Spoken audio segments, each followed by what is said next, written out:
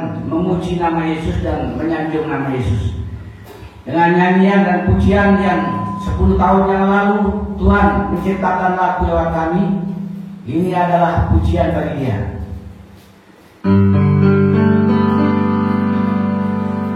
Dia adalah Tuhan Yesusku. Dia adalah yang punya berkuasa.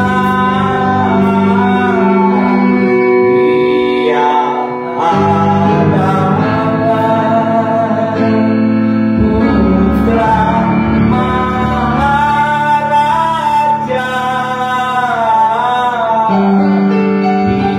Dia adalah Juru Selamatku.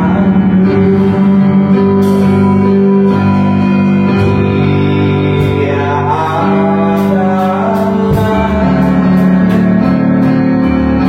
Tuhan Yesusku. Dia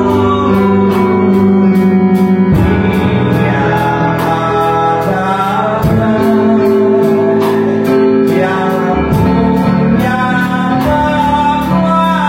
Dia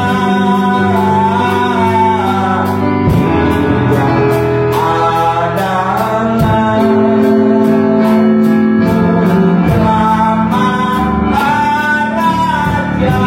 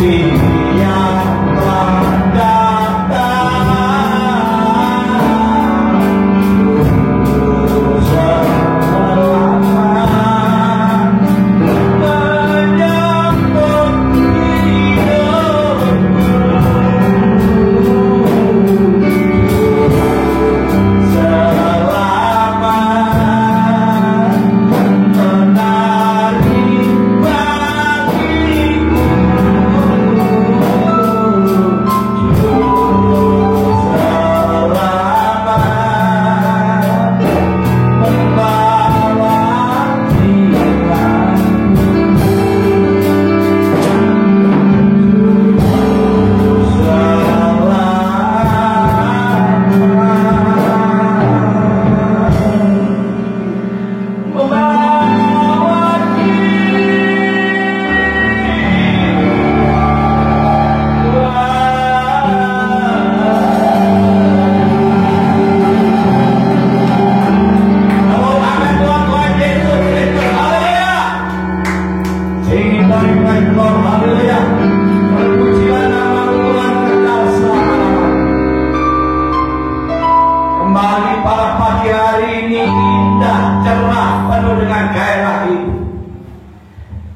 Dan pagi hari ini sangat istimewa bagimu Tuhan, karena kami akan kembali mengumandangkan suaramu, mengumandangkan kebangkitanmu, mengumandangkan karyamu yang besar di kayu salib ini Tuhan.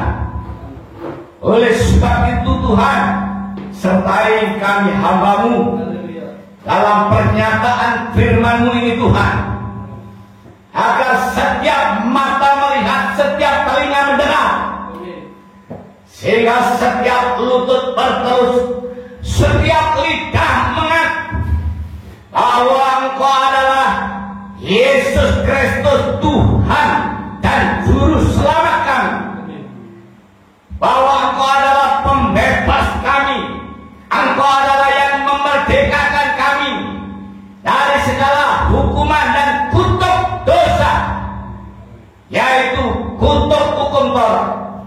Oleh sebab itu ya Tuhan, kami yakin dan percaya semuanya boleh mendengarkan firman ini dengan baik, dan berikan hati yang mendengar, diberikan telinga yang mendengar, diberikan mata yang melihat kebenaran ini Tuhan. Di dalam nama Yesus Kristus, Tuhan dan Juru Selamat, kami mulai firman Tuhan ini. Haleluya, amin. Shalom. Yang ngantuk segera konsen, yang tidur segera bangun, yang letih, lemah, lesu dan beban berat, dan yang menderita sakit penyakit disembuhkan dalam nama Yesus. Amin. Ya, kalau pagi hari ini saya khotbah kesembuhan juga. Saudara-saudara yang terkasih, ini adalah firman Tuhan yang berkata dan berfirman, barang siapa percaya dalam nama Yesus Kristus, apapun penyakit saudara, apapun sakit saudara disembuhkan. Amin. Pegang dengan tangan saudara yang sakit. Mana yang sakit? Kepala, mata, telinga, kaki, pinggang, perut, dan semuanya. Tuhan menjamah dalam nama Yesus sembuh. Dalam nama Yesus sembuh. Amin. Kita harus amin. Kalau kesembuhan itu maunya sakit terus, nggak mau sembuh. Kalau pengen sembuh harus amin. Amin. Amin. Amin. Amin. Ya. Saya akan memberikan judul firman Tuhan pada pagi hari ini adalah yang sesuai dengan konteks, yaitu momennya. Amin. Supaya di sini ya bisa masuk di dalam hati dan pikiran kita. Amin. Judul firman Tuhan, apakah Yesus bangkit? Apakah Yesus bangkit? Apa jawabannya? Amin, katakan. Apakah Yesus bangkit? Amin. Itu. Kalau saudara di sini Yesus tidak bangkit, saudara tidak hidup, mati. Ya. Kalau saudara di sini ya tidak yakin bahwa Yesus bangkit, maka saudara mati. Kalau saudara yakin dan percaya Yesus telah mati, kemudian bangkit, maka saudara hidup. Amin. Hidup kekal selama-lamanya, baik di dunia sampai di surga. Tuhan memberikan kehidupan. Amin. Harus amin. Kalau tidak amin nanti kena tulah. Ya, sekarang sudah ada tulah ya. Tulah itu sudah dipatahkan oleh Yesus Kristus yang sudah mati di kayu salib dan bangkit. Jadi kutuk juga sudah ada. Karena apa? Kutuk sudah dipatahkan ya oleh Yesus Kristus di kayu salib. Nanti kalau nggak bayar perpuluhan katanya dikutuk Tuhan. Ya, kalau berpasar katanya kalau nggak ditepati janjinya dikutuk Tuhan. Tidak ada di situ kutuk. Ya, kutuk sudah dipatahkan di kayu salib. Jadi tidak ada kutuk ya daripada nasab, tidak ada kutuk daripada memberikan perpuluhan. Ya, kalau saudara mau perpuluhan berikan, tidak apa-apa ya. Tetapi itu tidak apa? Tidak akan dikutuk jika saudara memang tidak ada uang, ya. Oleh sebab itu, di sini perpuluhan diganti dengan iuran. Saya setuju. Kalau perpuluhan diganti dengan iuran itu karena apa? Semampunya, seadanya, sekuatnya. Kenapa demikian? Karena ada orang punya penghasilan 1 juta, dibuat perpuluhan berapa? Berapa kalau 1 juta? 100.000. 1 juta itu untuk makan satu keluarga 2 orang, itu kurang. Ya, kalau dikeluarkan untuk perpuluhan, maka di situ kasihanlah mereka. Ya, megap-megap, perutnya dipegang itu begini karena apa? Lapar. Ya, lalu sebab itu di sini, ya bagus, saya setuju dengan apa itu yang dari sinode kita Gereja Bethel Tabernakel, bahwa perpuluhan diganti dengan apa itu iuran. Ya, setiap gereja memberikan iuran, pejabat-pejabat memberikan iuran, itu bagus ya, saya setuju. Saudara-saudara yang kekasih, pada siang hari ini saya akan memberikan tema, yaitu apakah Yesus Kristus bangkit. Amin. Yesus Kristus adalah bangkit. Kita lihat di sini dalam ayat dan pasalnya ya.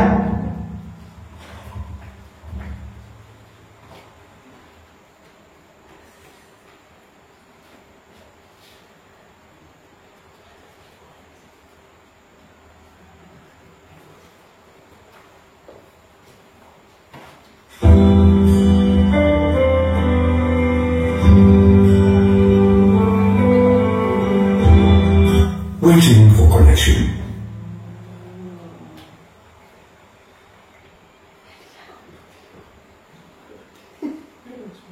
Ya pemirsa, maaf sebentar itu tadi ada sedikit salah teknis. Ternyata YouTube-nya masih hidup. Saya mencari ayat di sini tapi YouTube-nya hidup. Ya pemirsa, jangan main-main ya. Kalau mendengarkan firman Tuhan harus betul-betul. Ya, jangan ganggu orang yang khotbah ya. Anak-anak harus sopan di hadapan Tuhan. Ya, harus sopan. Oke.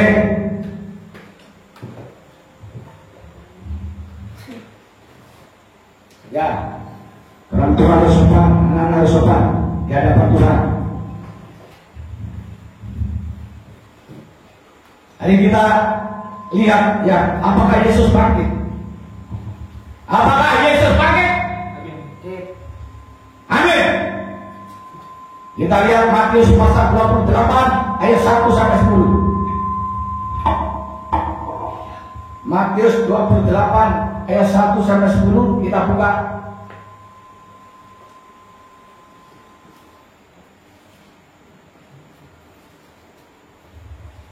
Kebangkitan Yesus Kristus setelah hari Sabat lewat menjelang menyingsing fajar pada hari pertama minggu itu, pergilah Maria Magdalena dan Maria yang lain menengok kubur itu. Maka terjadilah gempa bumi yang hebat, sebab seorang malaikat turun dari langit dan datang ke batu itu dan menggulingkannya, lalu duduk di atasnya. Wajahnya bagaikan kilat dan pakaiannya putih bagaikan salju. Dan penjaga-penjaga itu gentar, ketakutan dan menjadi seperti orang-orang mati. Akan tetapi malaikat itu berkata, perempuan-perempuan itu, janganlah kamu takut, sebab aku tahu kamu mencari Yesus yang disalibkan itu. Ia tidak ada di sini, sebab ia telah bangkit. Sebab seperti yang telah dikatakannya, Maria, lihatlah tempat ia berbaring, dan segeralah pergi dan katakanlah kepada murid-muridnya bahwa ia telah bangkit dari antara orang mati. Ia mendahului kamu ke Galilea, di sana kamu akan melihat dia. Sesungguhnya aku telah mengatakannya kepadamu. Mereka segera pergi dari kubur itu dengan takut dan dengan sukacita yang besar, dan berlari cepat-cepat untuk memberitahukannya kepada murid-murid Yesus. Tiba-tiba Yesus berjumpa dengan mereka dan berkata, salam bagimu. Mereka mendekatinya dan memeluknya kakinya serta menyembahnya. Maka kata Yesus kepada mereka, jangan katakanlah kepada saudara-saudaraku supaya mereka pergi ke Galilea, dan di sana mereka akan melihat aku. Nah, ini adalah versi dalam Injil Matius ya. versi dalam Injil Matius ini akan beda sedikit dalam segi apa itu ya namanya, dalam segi penjelasannya dibanding dengan Injil Markus dan Injil Lukas. Tetapi intinya di sini adalah sama. Sharing poinnya yang ada di dalam ya Matius pasal 28 ayat 1 sampai yang ke-10 ini adalah perlu kita ketahui ya. Saya ingatkan anak saya bacakan lagi setelah hari Sabat menjelang menyingsing fajar pada hari pertama minggu itu, pergilah Maria Magdalena dan Maria yang lain menengok kubur itu. Maka terjadilah gempa bumi yang hebat, sebab seorang malaikat turun dari langit dan datang kepada batu itu dan menggulingkannya, ya, lalu duduk di atasnya. Ya, jadi ada selling point yang pertama adalah yaitu Maria datang ke kubur. Yang kedua bahwa ada seorang malaikat. Ya, ini. Jadi membuktikan bahwa kejadian itu nanti ada saksi-saksi yang bisa dipercaya, saksi-saksi yang bisa diyakini bahwa Yesus Kristus itu adalah bangkit. Yesus Kristus hidup. Kalau bangkit tetapi tidak hidup, apa jadinya? Kayak apa? Ya, zombie. Adalah zombie itu kan bangkit, tetapi zombie itu tidak hidup. Ya. Oleh sebab itu di sini kalau bangkit harus hidup, kalau hidup harus bangkit. Ya. Yesus Kristus itu hidup, lalu bangkit. Bukan seperti zombie, dia bangkit tetapi tidak hidup. Cuma begini, ya. Begini, zombie ya. Ini zombie. Gini, ya. Ya, gini. Beda. Tetapi Yesus Kristus hidup. Langsung penampakan nanti ya. Selanjutnya makanya saya bagi dua di sini tentang kebangkitan, yaitu ya dinyatakan juga dengan apa? Penampakan. Jadi di sini Yesus bangkit harus ada penampakan. Kalau Yesus bangkit tidak ada penampakan, bagaimana jadinya? Hantu. Ya, setelah bangkit kemudian hilang tiba-tiba, nggak ada yang menyaksikan, ya, dan tidak nampak seperti Yesus. Mungkin nampak seperti nampak seperti apa? Kerangka manusia, nampak seperti pocong, nampak seperti apa itu? Ya, wewe gombel dan lain sebagainya. Jadi kalau penampakan itu tidak disertai, kebangkitan tidak disertai dengan penampakan, maka itu hantu, maka itu wewe gombel, maka itu jenakong, ya, maka itu zombie. Yesus Kristus bangkit dan menampakkan diri. Waiting for connection. Ada yang lain? Yang lainnya siapa? Yang masih hidup? Siapa? Siapa? Ada. Siapa? Kok masih belakang pada kayak gini? Siapa belakang? Siapa? Ya, ayat yang berikutnya saya jelaskan. Segala sesuatu dijadikan. Loh, kok Yohanes semuanya? Ini gara-gara ada gangguan ini pemirsa. Ya, gangguan yang pertama dari gangguan yang kedua adalah dari sini. Ya, ingat, jangan ganggu orang yang kotor ya. Duh, lama mengapa PDW dengarkan ini ada khotbah. Dengarkan, ya, dengarkan. Supaya kamu paham dengan kebenaran, supaya kamu ngerti tentang kebenaran. Kalau kamu nggak paham tentang kebenaran dengan firman Tuhan, maka kamu jadi orang liar. Jadi orang apa? Liar. Nah, pemirsa, saudara-saudara yang kasih Tuhan, mari kita lihat ya. Di sini adalah wajahnya bagaikan kilat dan bagaikan apa? Pakaiannya putih, bagaikan salju. Itu adalah malaikatnya. Jadi sel yang pertama adalah murid-murid Tuhan, sel yang kedua adalah apa? Malaikat. Bahasa saya nggak ngerti. Ya harus belajar. Saya ini ahlinya marketing, ahlinya pemasaran. Jadi harus belajar sama saya itu selling point itu. Selling point itu apa? Kata kuncinya. Kata kunci itu apa? Esensi. Ya. Nah, ia tidak ada di sini. Sama. Khotbah itu dengan marketing itu sama. Khotbah itu sama sales itu sama. Ya sales itu memberitakan apa? Produknya. Lah saya khotbah memberitakan Yesus Kristus sama. Ya. Makanya ada selling point, ada poin-poin, ada esensi. Makanya dengarkan supaya mengerti. Ya, nanti nggak selesai loh kalau kamu gaduh terus. Ya sampai sehari nanti, nggak akan berhenti nanti. Ya, jangan diganggu. Dan segeralah pergi dan katakanlah kepada murid-muridnya bahwa ia telah bangkit dari antara orang mati. Amin. Yesus bangkit dari antara orang mati. Amin. Ya, katakan amin yang keras. Amin orang keras. Ya, enak. Dia mendahului kamu ke Galilea. Di sana kamu akan melihat dia. Sesungguhnya aku telah mengatakannya kepadamu. Artinya apa?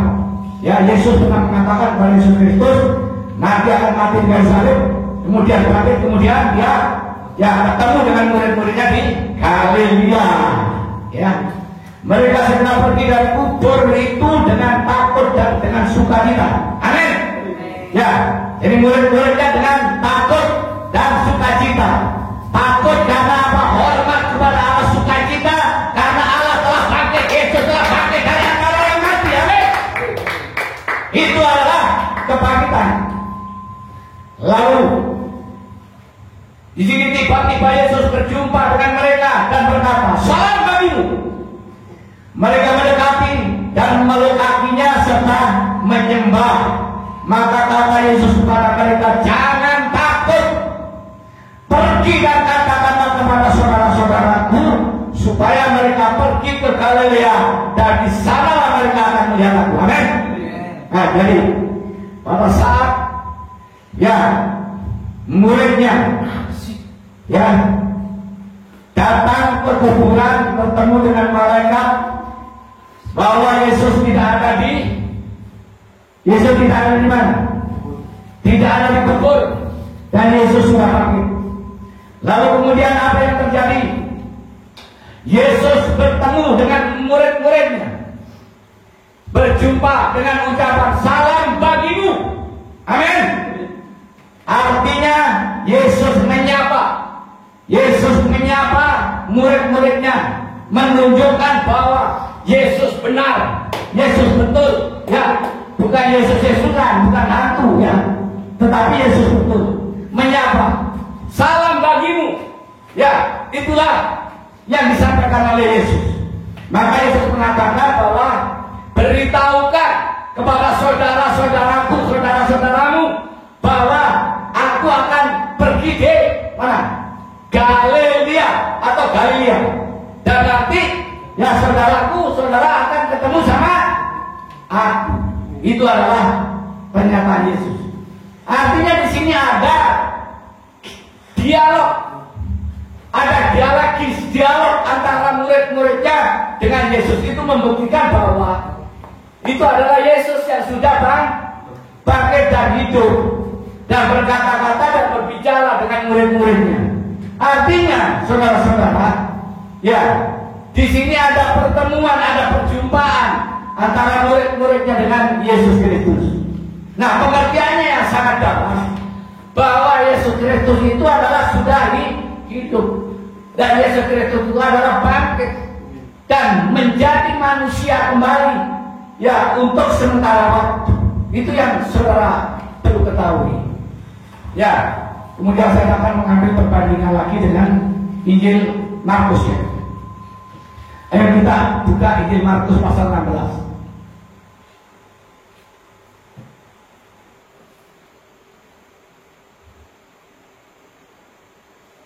Injil Markus pasal 16. Ya, kebangkitan Yesus Kristus.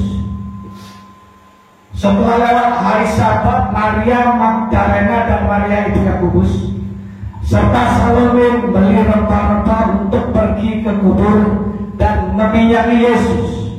Nah, ini adalah perbedaannya. Jadi Maria bersama Yesus Kristus bersama murid-muridnya lalu bertemu di dalam kubur dan meminyaki Yesus Kristus. Dan pagi-pagi benar dan pada hari pertama minggu itu setelah matahari terbit, pergilah mereka ke kubur. Mereka berkata seorang kepada yang lain, siapakah yang akan menggulingkan batu itu bagi kita dari pintu kubur? Tetapi ketika mereka melihat dari dekat, tampaklah batu yang memang sangat besar itu sudah terguling. Ya, ini perbedaan. Lalu mereka masuk ke dalam kubur dan mereka melihat seorang muda. Yang pertama tadi Injil Markus melihat siapa? Malaikat yang berpakaian putih yang berkilau-kilau. Ya, yang Injil Markus ini melihat seorang muda. Ya gitulah. Kita lihat ya. Lalu mereka masuk ke dalam kubur dan mereka melihat seorang muda yang memakai jubah putih duduk di sebelah kanan. Mereka pun sangat terkejut. Ya, tetapi orang muda itu berkata kepada mereka, jangan takut, kamu mencari Yesus Nazaret yang disalibkan itu. Ia telah bangkit. Ia tidak ada di sini. Lihat, inilah tempat mereka membangkitkan dia. Ya, lihat. Tetapi sekarang pergilah, katakanlah kepada murid-muridnya dan kepada Petrus, ia mendahului kamu ke Galilea. Di sana kamu akan melihat dia seperti yang sudah dikatakannya kepada kamu. Lalu mereka keluar dan lari meninggalkan kubur itu, sebab gentar dan dahsyat menimpa mereka. Mereka tidak mengatakan apa-apa kepada siapapun, juga karena takut. Ini adalah mentalnya Petrus. Ya, mental Petrus itu labil orang. Kadang-kadang yakin, kadang-kadang tidak yakin. Kadang-kadang percaya, kadang-kadang tidak percaya. Yang kita lihat dulu sejarahnya Petrus ini ya. Ya, ketika Yesus ditangkap, dia lari ketakutan. Ketika Yesus sudah bangkit, dia tidak percaya. Yesus dikira hantu. Nah, oleh sebab itu Yesus menunjukkan ini lambung yang berbekas apa? Tombak. Nah, ini yang sudah sekolah minggu, yang sudah ya sekolah di tahun remaja pintar memang ya. Oleh sebab itu di sini Petrus baru menjadi percaya karena melihat apa? Melihat bukti. Saudara-saudara, kita tahu bahwa orang Kristen ini mau percaya kalau melihat bukti. Tetapi berbahagialah orang yang percaya tetapi tidak melihat. Firman Tuhan katakan, yakin saja apa yang akan saudara kerjakan, yakin saja apa yang saudara menjadi permasalahannya, yakin saja masa depan saudara, yakin saja apa yang menjadi kesulitan saudara, yakin saja apa yang menjadi sakit penyakit saudara, ya pasti sembuh, amin. Ya, kalau orang yang seperti Petrus ini susah sembuh karena orangnya labil. Ya, kadang-kadang yakin, kadang-kadang tidak, kadang-kadang percaya, kadang-kadang tidak. Soalnya main-main itu kerja. Ya, maksudnya itu main-main dia. Tidak betul-betul dia itu mengikut Yesus. Ya, cuma ikut-ikutan. Ya, makanya kadang-kadang yakin, kadang-kadang tidak. Kadang-kadang percaya, kadang-kadang tidak. Saudara-saudara yang kekasih, mari kita perhatikan kembali. Ya, saya akan mengambil satu surat lagi di sini yang ditulis oleh Matius, Markus, Lukas ya. Sekarang Lukas, kita lihat. Ya, Kenapa? Ini lainnya nggak ada ya. Injil Lukas yang kita lihat. Lukas pasal yang terakhir ya. Tetapi pagi-pagi Injil Lukas ya. Ini versinya Injil Lukas. Tetapi pagi-pagi benar pada hari pertama minggu itu mereka pergi ke kemana? Kemana pergi? Ke pasar atau ke kubur? Ya, kok ke pasar? Ya, ke kubur. Ya, di sini pergi ke kubur juga ya. Pagi-pagi benar pada hari pertama. Jadi hari pertama atau kedua? Pertama. Ya, pergi ke kubur membawa rempah-rempah yang telah disediakan mereka. Mereka mendapati batu sudah tergulung sama, ya. Versinya Matius, Markus, dan Lukas ini batunya sudah guling, sudah terguling, wes dilondong batunya, ya, sama. Jadi ini adalah esensi, ini adalah kebenaran, ini adalah selling point. Ya, selling point dalam produk ini. Produknya apa? Yesus Kristus ini. Ya. Nanti disalahkan saya ngomong produknya Yesus Kristus. Ini ada dulu tim saya berdoa, saya disalahkan. Kalau saya di sini apa itu promosi atau saya dikatakan di sini ya menginjil, artinya di situ mempromosikan Yesus Kristus. Benar, tak salah itu. Mempromosikan Yesus Kristus itu benar. Menginjil itu mempromosikan. Artinya memberitakan Injil itu promosi tentang Injil, promosi tentang Yesus Kristus. Loh, kalau tidak dipromosikan, kalau tidak diberitakan, siapa yang mendengar dan siapa yang tahu? Nah, oleh sebab itu kita harus memberitakan Injil. Amin. Dan setelah masuk mereka tidak menemukan mayat Tuhan Yesus ya.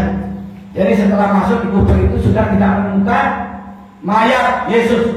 Sementara mereka berdiri termangu-mangu karena hal itu tiba-tiba ada dua orang berdiri dekat mereka memakai pakaian yang berkilau-kilau. Jadi Injil Lukas ini versinya sama dengan Injil Matius. Yang mendengarkan pada jawab, yang tak mendengarkan tak ngerti. Ya, cuma lengar-lengar tinggal di mulut. Ya, tapi yang mendengarkan jawab kan apa? Dengarkan firman. Kemudian di sini mereka sangat ketakutan dan menundukkan kepala, tetapi kedua orang itu berkata kepada mereka, "Mengapa kamu mencari dia yang hidup di antara orang mati? Ia tidak ada di sini, ia telah bangkit. Ini adalah apa yang dikatakannya kepada kamu ketika ia masih di Galilea." Jadi pada saat di Galilea itu perjanjian sama murid-muridnya. Dan aku akan ditangkap, diserahkan kepada orang berdosa. Lalu aku mati kemudian saya bangkit dan mati ketemu di sini di Galilea. Jadi itu sudah ada perjanjian bahwa murid-murid dengan Yesus akan bertemu di Galilea setelah mengalami kematian dan kemudian bangkit. Lalu di sini dikatakan manusia harus diserahkan ke tangan orang-orang berdosa dan disalibkan dan akan bangkit pada hari yang ketiga. Ini apa? Ternyata Yesus waktu di Galilea bersama muridnya, yang mengatakan bahwa anak manusia akan diserahkan kepada orang-orang berdosa dan nanti akan mati dan kemudian bangkit. Maka teringatlah mereka kan perkataan Yesus itu. Setelah diingatkan baru teringat. Tidak tahu waktunya berapa lama ya. Kira-kira mungkin 10 tahun atau 15 tahun ya. Ya, yang disampaikan atau 6 tahun mungkin. Ya, tetapi di sini sudah lupa, sudah tidak ingat. Jadi seringkali manusia itu lupa. Manusia itu seringkali apa? Melupakan, lupa. Ya, baru dikasih tahu, ya 1 menit, 1 jam sudah lupa. Baru dikasih tahu 1 jam, 1 tahun lupa, dan lain sebagainya. Ini buktinya, ya murid-murid Yesus. Nah, oleh sebab itu kita harus mempertajam kebenaran, harus mempertajam iman. Kita harus mempertajam, wajib membaca Alkitab, wajib memuji Tuhan, dan wajib menyembah Tuhan. Amin. Harus rajin. Ya, kalau diajak ibadah pagi dan sore harus rajin. Ibadah jangan hanya di gereja menyembah Tuhan, jangan hanya di gereja saja.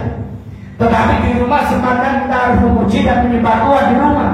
Ya, supaya tajam kita, iman kita tajam, keyakinan kita tajam terhadap kebenaran. Nanti kalau lupa dengan kebenaran jadi pembunuh, lupa dengan kebenaran jadi pembohong, lupa kebenaran jadi penipu, lupa kebenaran jadi ya belum sampai 1 tahun janjinya sudah lupa. Itu manusia. Ada orang yang berjanji sama saya mau ngasih ini, ngasih itu, ngasih ini, ngasih itu. Belum 4 bulan sudah lupa, sudah tidak dikasih. Saya malu kalau mau mengingatkan orang-orang yang seperti itu. Ya biar aja sadar sendiri dan biar aja ingat sendiri. Ya, mudah-mudahan dalam firman Tuhan ini mereka yang terlupa, mereka yang suka lupa, ya mereka diingatkan kembali, dibukakan lagi telinganya, dibukakan pikirannya, dibukakan hatinya, dibukakan mata rohaninya, supaya mereka bukan menjadi pelupa, ya, tetapi mereka menjadi orang yang konsen, yang konsentrasi terus-menerus terhadap kebenaran, terhadap janji-janji, tidak bohong, tidak menipu orang. Amin. Itulah perlunya simak khotbah dengan baik.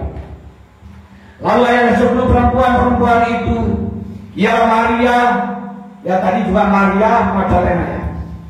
Jadi awal Injil Matius, Injil Markus, Injil Lukas juga Maria Magdalena. Yaitu yang setia, rajin, dia yang selalu mengingat akan apa yang menjadi pesan-pesan nasihat Yesus Kristus pada saat itu. Sehingga sampai mati dan bangkitnya dia terus turut serta partisipasi, membela, ya, mengikuti jalan dan jejaknya Yesus Kristus. Itu adalah Maria Magdalena, perempuan-perempuan. Kebanyakan perempuan-perempuan itu yang setia terhadap janjinya, tetapi laki-laki kadang seringkali lupa. Amin. Makanya jadilah laki-laki tapi punya hati perempuan. Bagus. Kalau apa hatinya seperti perempuan, tidak pelupa karena apa? Ya sering mengingat terus, itu yang saya maksud. Bukan jadi bencong, bukan. Ya bukan jadi cemburu, tapi punya hati seperti perempuan, tidak pelupa. Punya telinga seperti perempuan, punya pendengaran, punya mata seperti perempuan. Di sini tidak suka lupa seperti Maria Magdalena. Inilah kebenarannya. Lalu di sini sungguh demikian Petrus bangun, lalu cepat-cepat pergi ke kubur itu. Ketika ia menjenguk ke dalam, ia melihat hanya kain kapan saja. Lalu ia pergi dan ia bertanya dalam hatinya apa yang kiranya telah terjadi. Inilah kebodohan Petrus. Petrus itu bodoh, yang sering lupa, sering ingkar janji, ya sering bohong, mungkin begitu juga. Karena itu di sini apa? Tanda-tanda sudah melihat Yesus bangkit, kubur tidak ada Yesus, tinggal kain kapan, tinggal di dalam hatinya, dalam pikirannya, oh ya sudah bangkit, dia pasti bangkit. Harusnya seperti itu Petrus. Tetapi kenyataannya dia tanda-tanya di dalam pikirannya. Ya itulah, makanya jangan jadi Petrus. Kalau nama boleh, namanya Petrus, tapi jangan jadi seperti Petrus jelek. Ya, Petrus itu suka mengkhianati. Ya, jangan menjadi seperti Petrus, tapi jadilah seperti Yesus. Amin. Jadilah seperti Yesus. Semua jadilah seperti Yesus. Amin. Ya. Bagian yang kedua adalah penampakan. Penampakan kita yang Markus pasal 16. Ya. Injil Markus pasal 16. Ayat yang 9 sampai 20. Yesus beberapa kali menampakkan diri dan mengutus murid-muridnya. Yesus terangkat ke surga. Setelah Yesus pagi-pagi pada hari pertama minggu itu, ia mula-mula menampakkan dirinya kepada Maria Magdalena, Maria menampakkan kepada murid yang setia, ya, yang rajin. Lalu perempuan itu pergi memberitahukannya kepada mereka yang selalu mengiring Yesus, dan yang pada waktu itu sedang berkabung dan menangis. Ya, tetapi ketika mereka mendengar bahwa Yesus hidup dan telah dilihat olehnya, mereka tidak percaya. Ya, tetapi ketika mereka mendengar bahwa Yesus hidup dan telah dilihat oleh mereka, tidak percaya. Siapa mereka? Mereka yang tidak percaya. Sesudah itu ia menampakkan diri, termasuk itu saja, dalam rupa yang lain kepada dua orang dari mereka ketika keduanya dan perjalanan keluar kota. Lalu kembalilah mereka dan memberitakannya kepada teman-temannya yang lain. Tetapi pada mereka pun teman-temannya itu tidak percaya. Akhirnya ia menampakkan diri kepada 11 orang itu ketika mereka sedang makan, dan ia mencela ketidakpercayaan dan kedegilan hati mereka oleh karena mereka tidak percaya kepada orang-orang yang telah melihat dia sesudah kebangkitannya. Inilah teman-temannya dikasih tahu Yesus sudah bangkit, dia batunya sudah terguling, kain kapan sudah di sana, gosok di sana ada malaikat dan seorang pemuda, ada seorang malaikat yang berbaju berkilat-kilat, tetapi masih belum percaya, belum yakin. Dan oleh sebab itu Yesus menampakkan kepada 11 orang itu. Lalu dia berkata kepada mereka, pergilah ke seluruh dunia. Ya, beritakanlah Injil kepada segala makhluk. Itu adalah perintah. Ya, dari apa? Menampakkan kepada 11 orang. Lalu dia berkata kepada mereka, pergilah ke seluruh dunia, beritakanlah Injil kepada segala makhluk. Siapa yang percaya dan dibaptis dan akan diselamatkan, ya, siapa yang percaya dan dibaptis mereka akan selamat dan diselamatkan. Tanda-tanda ini akan menyertai orang-orang yang percaya. Mereka akan mengusir setan-setan demi nama Yesus. Jadi orang-orang percaya itu akan mengusir setan demi nama Yesus. Tetapi jangan disamakan. Di mana-mana musuh setan.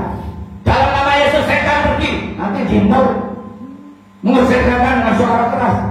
Dalam nama Yesus setan pergi. Apa yang terjadi? Kampengi orang. Karena apa? Dia tersinggung karena dianggap setan itu. Padahal banyak orang yang tinggal itu. Nanti di pasar-pasar mengatakan dalam nama Yesus setan pergi. Loh, orang pasar ngamuk. Pakai hikmat, ya, pakai hikmat. Dalam hati juga bisa mengusir setan itu nggak harus bengok, ya, nggak harus teriak. Kita bengok boleh, tapi kalau di dalam kamarnya sendiri atau di gerejanya sendiri, bengok boleh. Dalam nama Yesus setan pergi. Nah, yang aneh lagi di gereja masih diusir setan. Padahal setan itu mendengar musik gereja, mendengar nyanyian pujian, ya, sudah dipenuhi dengan orang-orang yang mau beribadah. Itu sudah takut sebenarnya setan. Kalau ada anak-anak Tuhan, orang-orang beribadah itu setan sudah lari, sudah takut. Nggak usah diusir-usir di dalam gereja itu. Ya, capek diusir setan, setan sudah ada di situ, diusir. Maaf ya, ini hanya intermezzo juga di sini, artinya juga saya di sini, ya, apa kritik. Jadi orang yang suka musiri setan di gereja itu sudah bergila. Di gereja sudah ada setannya. Sama saja di situ kok. Identik dengan setan ada di mana-mana, di gereja sudah masih ada setan. Tidak ada. Kalau di situ terjadi sesuatu yang ada di gereja itu artinya apa? Kelas. Perbedaan pendapat, perbedaan paham, yang itu sudah biasa. Yang penting tidak ada setan di situ sudah. Nah, saudara-saudara yang terkasih di sini, mereka kan memegang ular dan sekalipun mereka minum racun, maut mereka tidak akan dapat celaka. Nah, tapi jangan main-main dengan ular. Yang Yesus mengatakan di sini minum racun maut tidak mengalami celaka, nanti minum racun jangan. Artinya apa pengertiannya? Setan itu, iblis yang dikatakan, yaitu sudah takut. Iblis itu ibaratnya racun, setan itu adalah ibaratnya racun. Sudah dikalahkan oleh Tuhan, sudah ditaklukkan ketika Yesus Kristus mati digantung di kayu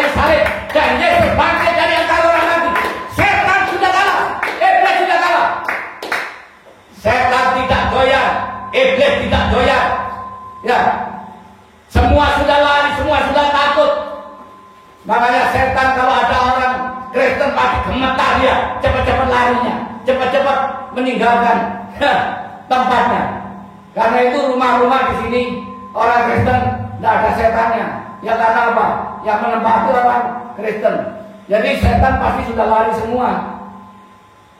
Kalau di situ ada orang Kristen tetapi di situ masih banyak setan, itu keliru, ya. Tidak ada sudah setan. Nah, ini yang terakhir. Tadi perintah untuk memberitakan Injil, yaitu Matius pasal 28. Kembali.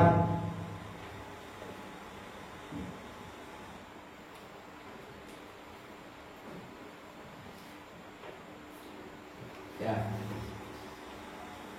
Kita lihat ayatnya. Matius pasal 28 ayat 16 sampai 20. Ya. Ini sambil pengajaran supaya lebih menguasai. Perintah untuk memberitakan Injil penting, penting kan? Amin. Dan 11 murid itu berangkat ke Galilea, ke bukit yang telah ditunjukkan Yesus kepada mereka. Ini penting lebih pengajaran. Kalau nggak paham soal ini nanti kekristenannya kacau gitu ya. Harus paham ya. Ketika melihat dia mereka menyembahnya, tetapi beberapa orang ragu-ragu. Nah, ini. Jadi sudah ketemu di Galilea, masih ada saja yang ragu-ragu. Sudah diberitahukan bahwa sudah bangkit, ya sudah banyak saksi-saksi masih ragu. Ini adalah sifat manusia. Kadang orang Kristen ini juga masih ragu-ragu dengan kesuksesannya, ragu-ragu dengan penyakitnya, dan ragu-ragu dengan persoalannya.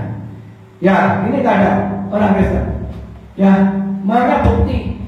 Ya, bukti duluan. Ini kesalahannya. Tetapi sesungguhnya percaya kalau kita tidak melihat, tidak ada bukti dulu, percaya dulu. Ya, jadi impian ini penting. Mimpi itu kan belum ada bukti, tetapi percaya nanti akan terjadi sesuatu yang besar. Gereja ini akan menjadi besar, amin. 2 juta orang yang ada di gereja ini, amin. Kita harus yakin. Memang kita belum melihat saat ini. Saat ini masih sedikit sekali. Ya, tetapi suatu saat ini Tuhan akan nyatakan bahwa di sini akan terjadi gereja besar, amin. Tidak tahu nanti beritanya siapa ini. Apa Elia, apa saya, apa ya, nanti berita semua jadi pendeta ini silakan. Ya, ya jadi pendeta itu nggak harus entertainer. Pembisnis juga bisa jadi pendeta karena apa?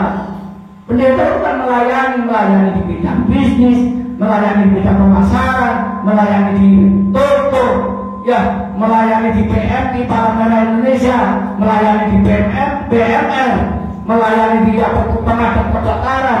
Bisa pendeta jadi pelayan pemadam kebakaran. Ya, kita ini fleksibel, gak harus mengkhususkan untuk khotbah di gereja, tetapi kita bisa memberitakan Injil kemana-mana sesuai dengan job description kita atau tugas dan tanggung jawab, sesuai dengan talenta kita, sesuai dengan karunia kita. Beritakan Injil ke segala makhluk, beritakan Injil ke segala bangsa, beritakan